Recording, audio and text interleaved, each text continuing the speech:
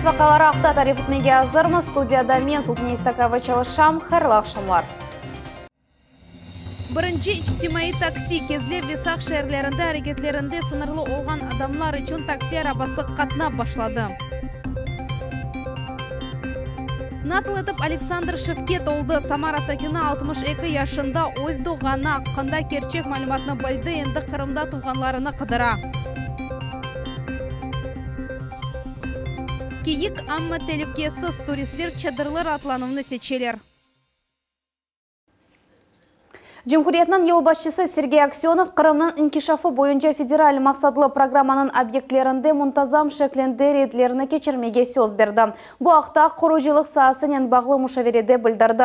Kırım yılbaşçısının ziyaretleri iyul'nın 21'den hiçbir tənbelevsiz başlanacak. Onların maqsadı tış hizmetçilerinin işini teşkirmektir. Графика выездов не будет, соответственно. То есть приезд на объект, то есть предполагает сразу проверку там, наличия текущей документации, это план организации работ на объекте, наличие людей и техники в достаточном количестве для выполнения поставленной задачи коллеги в срок, то есть в данном случае. И контроль будет очень жесткий, мало того, он будет регулярный. Бүгін Сергей Аксенов Қырымның мүлкиет ве топрақ мұнысибетлері везарыны детайнледі. Бұл вазифеке Лариса Кулинич сечелді. Евелері о бұл ударенан ребер муавины вазифесіні эдайты еді. Binanı mermerнен қапламасы веляле шекленде ираштырылған алемлер чоқ бекленілген Жума жаминын құрыжылығы сонки басамағына етті. Тезден қырымлыларны гөзел оқ көрініші қуандырajak. Насыл ішлер бечірілген, бұны Нәжие Исаева біле. Cumhuriyet'nin en büyük Cuma Camisi'nin kuruculuğu sonki basamağına yakınlaşan o күнден güzelleşen bu yerde yüzlerce kurucu ve mühendis gece kunduz çalışan. Şimdi binanın sıcaklık kontrolü hazır. Caminin esas kubbesi kurşun damla kaplandı ve komünikasyonlar geçirildi. Dış ve içki pencereleri de hazır. Onlarını vitrajlar ile yaraştırdılar. Epsa minarelerde bezetuf işleri yakınlandı. 4 esas minarenin tepesinde alemler yaraştırılmakta. Şimdi en zahmetli ve kol tutkan işler başlandı. Bu içki bezetufdur. Bütün binanın odaları mermer ve bedi yapuvnen yaraştırılgan. Облицовка состоит из мрамора. Это вот основание колонны, ствол колонны и резная декоративная капитель мраморная. За облицовкой колонны мы наблюдаем с вами прокладку кабелей для декоративного освещения. То есть это все будет подсвечено архитектурной подсветкой, все будет в мраморе, все будет красиво и ярко. Kırış kapılarının portalları da aman hazır. Gelecek basamak balaban ağaç kapılarının koyulmasıdır. Onlar ağaçın en türlü çeşitinin mozaika şeklinde cıyılacak. Портал выполнен из резного мрамора. Наверху мусульманские молитвы вырезаны. Это все будет подкрашено. Здесь будут установлены входные деревянные двери, kündikar. Esas odada epsi duvar ve 8 sınırlı direkler gerekli malzemelerle kaplandı. Müezzinin yeri ve mihrab da hazır. Şimdi minber yani imam hutbeler okugan yerde koyuldu. İşlerinin sonki basamağında mütehassıslar içini resimlerle bezetti başlayacaklar. Cuma Camii şehrinin cenubi tarafında Ahmetçinin Suf Anbarı'na yakın yerde yerleşiyor. Güzel bina tap uzaktan görünüyor. O şimdiden ayrıca kaldıra balaban, beyaz minareler mavi gökte kozge çarpa. Наверняка каждый житель Крыма и гости полуострова, проезжая по улице Ялтинской, обратили внимание на величественную мечеть, на отделку фасада, обратили внимание на купольную часть. То есть видят всю красоту, проезжая вдоль трассы. Musafirler için ve mümiri binalarına koldan yapılgan taşlık yaraştıra. Şimdi sütunları ağaç elementlerinin kaplaylar. На днях завершены работы по устройству подшивы карниза вот такими вот деревянными декоративными изделиями. По периметру карниза мы видим такой декоративный элемент сачак. Yarımada'nın en balaban kuruculuğu 5000 insanı kabul edebilecek o Kırım Müslümanları için dini ve medeni hayatının merkezi olacak. Нәжие Исаева, Асан Зивадинов, Millet için. Крым хлеб муэстесінде производительность труда и поддержка занятости деп атланган Милли Лейханын амелге кечірілу нәтижелеріні көстерділер. Завод бір ел ішінде истисалыны 40%-ға арттырып oldu. Bu iş nasıl becerilgeni hakkında Ленуза Бурсиитова тариф ете. Крым хлеб ярымадамызда отмек, булка ve кондитер mahsulatının yetekçi istisalcısıdır. Muessese 2019 senesinin июль ayından производительность труда и поддержка занятости adlı milli leyhada iştirak etti. По факту мы улучшили на тех пилотных проектах до 30–40% производительности. Bir yıl içinde yangi texnologiyalarning kirsetilüvi sebebinden istisalda malnen teminlevni tezleştirip aldılar. Endi цехке un tezce yetkizili. Işning buyuk kısmını texnika beceri. И мне вот очень приятно, мы сегодня находимся на Крымхлебе, где мы уже можем увидеть результат. Они первые попробовали на себе принципы бережливого производства, произвели реорганизацию своего производства. Мы вот сейчас прошли по цехам и увидели, сколько изменено. Yukarıda anılgan milli leyha Крымның 21 muessesesinde amelge geçirildi. С помощью этого проекта мы увидели, что без существенных материальных затрат, только с помощью управленческих решений можно существенно увеличить производительность труда. Данные методы, данные подходы и вообще реализацию этого проекта важно реализовать на каждом предприятии. Taqdimname ketişatında muessesenin rehberlerine, olar milli leyhada faal iştirak etkenleri için teşekkürnameler berildi. Krımxleb muessesesinde milli leyha amelge geçirilüvünün şimdilik neticeleri böyledir. İleride emek istisalını da ziyade arttırmağa niyet eteler. Linoza Bursiyetova, Ramazan Alivapov, Millet için. Кезлеп весақ шәрлерінде, әрекетlerinde сынарлы олған адамлар үшін такси арабасы қатнап башлады. Оларның паркында тек ватанда чықырылған яны машиналар çalışа. Арабаларының донатмалары вет чақырылған ерге етіп барма сүратлары ақында Мухаммед Зикирияев өгренді. Айдавчы Александр Балакай чағырылған ерге келмезден әвел ось машинасының моторыны бақа. Яғның севиесіні тешкере ве чағырылған ерге ашықа. Бүгін Александрның бірінші yolcuсы 10 яшлы Евгения Замятина. Хайделерге көре айдавчы ДЦП диагнозы олған баланы арабаға отыртта. Қапсызлық құшағыны бағлай ве пандусына туттыра. Фиксируем его с двух сторон. Машиналар бұтын кереклі шейлерінен донатылған мұнда пандус, коляска, тәлікесізлік хайшлары ве әлбетті кондиционер бар. Очень хорошо, что у нас в городе появилась возможность перевозить инвалидов. Об этом говорят все. Ну и это нужно. Это нужно. Мы возим в частном порядке не только по социальным объектам. Также вывозим на пляж. Инвалид отдыхает, там купается, забираем, привозим домой. Ну, это комфортно и удобно. Невбетеки yolcu Андрей Какаулин Окрымға Қурантанен бірлікті реабилитация кечмек için Коми Cumhuriyetinden көчіп келді. Оның айтқанларына көре әвеллері бөлі донатылған арабаларыны тапмаға қиын еді. Шымды есе оңайтылы такси чағырып Қырымның әрбір көшесіне еті бармаға имкан бар. Удобно, комфортно, одна машинка влазит, в принципе. Самое главное, дешево, и все. В основном.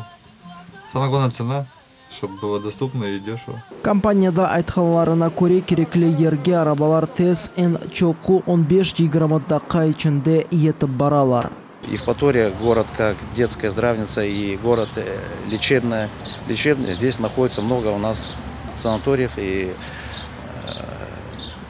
пансионатов, которые именно занимаются лечением людей с ограниченной возможностью. Есть комфортная машина с площадкой, с которой можно удобно заехать, подняться на машину, укрепить ремнями безопасности и не снимая человека с коляски, он удобно, комфортно будет ехать в направлении, в каком ему надо. Араба şirketinde bu işlerde toxtamağa istemeler yakın vaqtda hareketlerinde sınırlı olgan adamlar için taksi hizmeti Ahmezcütte de çalışıp başlayacak. Muhammed Zikriyev, Arsen Fukala, Millet için. Қырымда сонке сутка давамында да 17 кішіге коронавирус инфекциясы юқты. Хастаханелерден шифаланып 6 адам евлеріне қайтарылды. Бұл ақта іштимай ағларда Қырым Жұмхуриетінің елбасшысы Сергей Аксенов хабер етті. Умумен пандемия башlanғандан бері ярымадыда 917 кіші коронавируснен хасталанды, 671 адам тедавиленді. Самара вилаятынден Александр Попенко Қырымда сой сопларына қыдыра. Ер кіші Таджикистанда доғды, ерте оксыз қалды, оге Құрантада тәрбиеленді. Ветек нефақаджи олған сон Қырым татар олғаныны білді. Александрның аяты аққында мұхбиріміз Айша Шулакова біле. Самара вилаятында яшаған Александр Попенканың аяты кинофильмнің сюжетіне ошай. Ер кіші 62 яшында олғанда оның ады Шевкет Реджепов ве о Қырым татар олғаныны білді. Я понятия не имел даже, к какому народу по праву рождения я принадлежал. Александр 1951 сенесі октябрінің 11-інде Таджикистанда дүнияға келді. Оғланчы 2 яшында олғанда оның анасы вефат етті, бабасыны есе қатырламай. Александр Свердловск вилаятындегі бала евіне йоланылды. 5 яшында олғанда оны Попенко аилесі өз құрантасына алды. Бөлелікнен о Александр Иванович олды. Оге ана баба оны севгі ве қайғырувнен бақтылар. При живых родителях какие-то делать движения по поиску родителей. Зачем? Я всю жизнь жил, я всю жизнь помню. Но никто никогда не думал, что я это помню. Вот и вся история в этом отношении.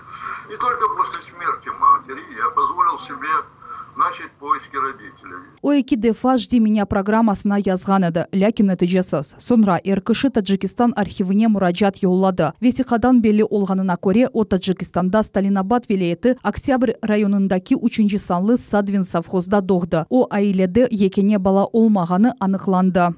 Когда я получил этот документ, я читаю, да, только там фамилия Реджепов, Шевкет.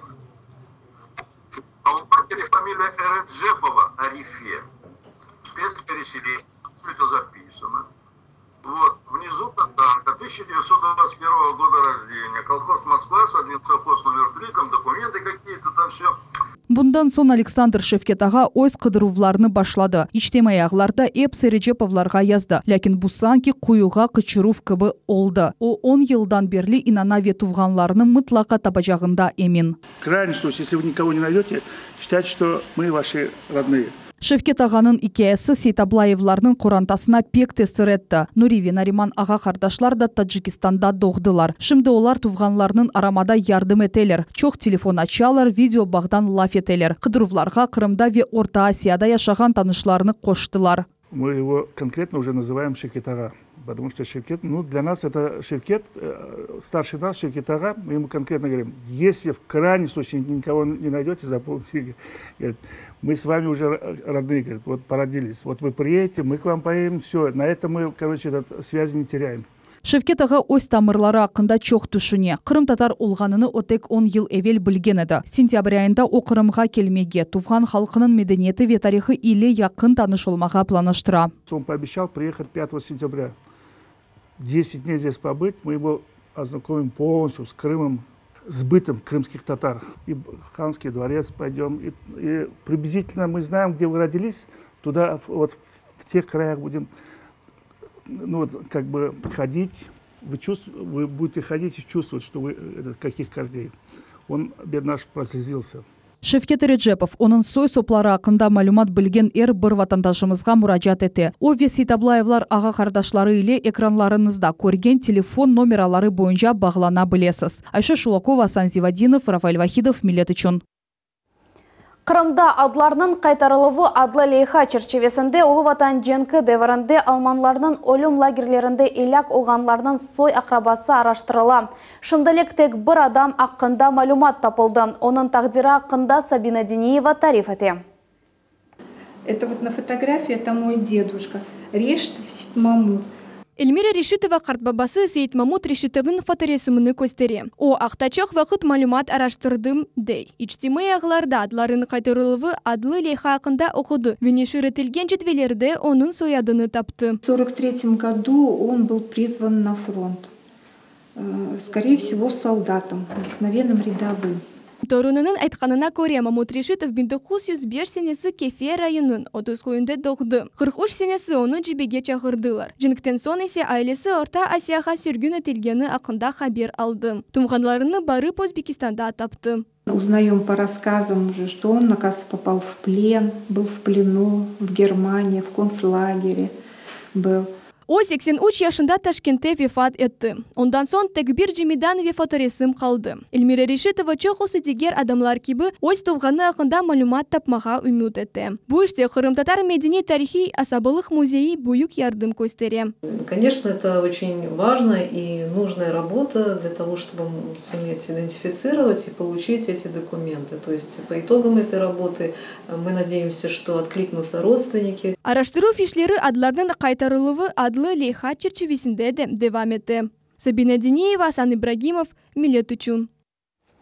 Кырымда бірінші кересі кинематография Devlet институтына студенттеріні сечелер. Діңлевні Русияның халық артисті Александр Михайлов кечірді. Иджеде имтиян насыл кечкені вен насыл зинатларға сечім олғаны ақта мұғберіміз тариф ете. Я пока на коне. Я еще такая ничейная, как земля на войне. Хабул комиссиясы огунде бірінші оларақ Елизавета Пляскина чықышта болуна. Оның вазифесі ось истидатыны нумайыш етмектен ғайры бұндан сечу комиссиясыны да ишандырмақ. Почему я выбрала именно эту программу? Конечно, она должна быть разной, должна быть и веселая, и лирическая, и что-то характерное. И я просто уже отталкивалась от этого, чтобы показать себя со всех сторон, свой диапазон. Абитуриентлеріне бешер кіші давет етейлер Динлев уч қысымдан ибарет. Не сыр, қысса, ве шиыр айтув. Хамма эсас вазифе импровизация этмек дей Александр Михайлов. Вот так читает, заучен, и все у него, все выучено. И начинаешь ломать, давать какую-то дополнительную задачу, и он теряется поначалу. А талантливый человек моментально перестраивается. И я хочу, чтобы твое личное было, вот твое личное отношение к этому стихотворению. И ты лично должен так меня убедить этим стихотворением, заразить меня своим талантом, чтобы я так пристал, пошли мурашки вот тут по моей левой руке, у меня чувствительная левая рука, и чтобы я пристал и сказать, ну вот он наконец. Кырымда бірінші сечув туру илнун 11-інде кечірілді. Бұндан evvel Динлев Ахярда олып кечкенеді. Анда 80 талебеден тек 10 кишіні сечтілер. Михайлов хайдеткеніне көре сечувде азыр истидатлар дегілді, мұны бөле намзетлер ақында сөз юрсетілді. Вот когда вот встречаешь вот человека, мальчишку, девчонку, так сказать, вот заражает тебя своим бациллой, вот этой болезнью творчества, таланта, это ни с чем не сравнить. Я хочу быть болен талантом. Сечуну Керчектен Герасимова адына Бүтін Русия Devlet кинематография институтының актерлық факультетіне хабулы тежеклер. Это вообще, мне кажется, в стране впервые, когда целевой набирается региональный курс. Вот наши руководители договорились. Я, конечно, это горячо поддержала. И сегодня вот вы видите, сколько детей, и они действительно талантливые очень. Сонки сечу 2 июльнун 18-інде кечірілежек кепісі іштірікчілерден 20 бақтылы яш Москвада тасил алacak. София Шукурова, Севиля Меметова, Рафаэль Вахидов, Миллет үшін. Кырым чадырларда ратланып үшін Русияның ең рағбетлі юнешлерден бірі олды. Бөлі нәтижелерінің мескен бронь етілігі бойынша сервис сеслендірді. Кейік ратланывны отель яда пансионатларда белі бір себеплерден ратланмаға істемегендер сечелер. Бөлі туристлер үшін Кырым Керчектен де женет көшесідір. Не үшін Русиялер арасында чадыр ве кемпинглерде ратланмаға sevгендерінің сайысы артқанына Гузель Мамбетова сұраштырды. Здесь мы и можем и борщ приготовить, и картошку пожарить, то есть чтобы в кемпере там да, печка есть, но там чтобы жарко не было, мы готовим здесь. Денис Озу üçün bu автокемпингны 3 ел эверсе açtı. Шымды есе мында дайыма келген мусафирлер энди чок. Onun автотрейлерінде керекли эпосы шейлер бар. О тәжірибелі кемпер оларақ чадырны 10 дақада жия біле. Onun корантасы Луганск шерінден келді. Айлиде эркес бойлер атланувны севе. У меня с детства я даже в игрушки играл, и у меня были прицепы, эти кемперы. Я не знаю, почему-то, наверное, я рожден был кемпером, потому как я попал к товарищу домой, а у него этот кемпер просто стоял, никому не нужный. Он уже в возрасте человек, я благодаря ему, я спросил, говорю, дай мне этот кемпер, я осуществлю мечту детства, да? Автокемпингнын хадимлері ратлық эм оңайтлы, эмді хавсыз олмасы үшін көзетелер. Туристов стало больше, мы обустроили автокемпинг, построили великолепную большую набережную. Всем она очень понравилась. Территория освещается. Эң кереклі шейлер жадвелінде чанта, кычык кылым, чадыр, бір-екі савут, илачлар ве элбетте уфақ түфек шейлер олмалы. Олар сияхатны хош етерлер. Қалғаны эпосы автокемпингте бар. Чадырларда ратлану палы отельге альтернатива ола біле. Кемперлер айтқанларына көре тамам бөлі ратлық ярымаданын ажиып табиатыны көзетмеге, вет чоқтан чоқ унутылмас тесюратлар алмаға имкан бере. Ратлануынан бөле чешыты ел-елдан рахбетлеші. Давно хотели уже побывать здесь, но все что-то как-то не получалось. Здесь все-таки решились и приехали. Вот. Почему не гостиница? Ну, нам больше нравится палаточный вид отдыха, то есть ни от кого не зависишь, поставился, снялся, уехал, то есть проблем никаких нет. Вот. Ну и свежий воздух, то есть как-то приятнее наедине с природой находиться. Деңіз яласында чадыр яда автотрейлер қоймақ бұ чоқ адам бегенген романтикадыр. Бұның үшін тек істе караба, чадыр яқшы компания ве келешіклі кемпинг керек. Амар атланған вақытта бір шейні ұнутмамақ керек. Табиатқа севгі ве қайғы иле янашмалы. Гүзел Мамбетова, Алим Сейдалиев, Миллет үшін. Бүгінге бойапысы хаберлер Миллет телеканалындан айырылманыз, хайырлы ақшамлар.